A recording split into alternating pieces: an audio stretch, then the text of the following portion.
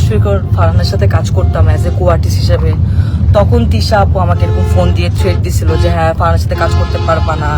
তো আমি তখন বলছিলাম কেন আমি কাজ করবো না, তখন আমি বলছি হ্যাঁ আমার ফারহান আমার জামাই হয়। অভিনেতা মুশফিক ফারহানের সঙ্গে কাজ করতে অভিনেত্রী সামিয়া অথৈকে নিষেধ করেছেন অভিনেত্রী তানজিন তিশা। কারণ জানতে চাইলে তিশা সামিয়া অথৈকে সাফ জানিয়ে দিয়েছেন ফারহান আমার জামাই হয়। আমি বলছি হ্যাঁ আমার ফারহান আমার জামাই হয়। মঙ্গলবার লাইভে এসে এসব কথা বলেছেন সামিয়া নিজেই। সামাজিক যোগাযোগ মাধ্যম ফেসবুক লাইভে এসে অভিনেত্রী তানজিন তিশার বিরুদ্ধে গুরুতর অভিযোগ এনেছেন অভিনেত্রী সামিয়া অথৈ। তার দাবি শুটিংকালে স্ক্রিপ্টের বাইরে গিয়ে তিশা সবার সামনে তাকে অকারণে মারধর করে। পরিচালক রাফাত মজুমদার রিঙ্কুর নতুন নাটকের শুটিং সেটে এই ঘটনা ঘটে। মানিকগঞ্জে চলছিল ওই নাটকের শুটিং।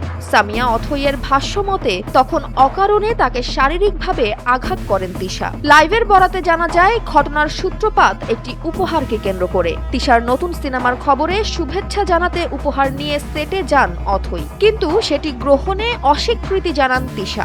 এরপরই শুটিংয়ে প্রকাশ্যে অসৌজন্যমূলক আচরণ করেন তিনি। অথৈর অনুমান 2 বছর আগে অথৈকে অভিনেতা মুশফিক ফারহানের সাথে নাটক করতে নিষেধ করেছিলেন তিশা। সে নিষেধ না মানাতেই এমন আচরণ করেছেন এই অভিনেত্রী।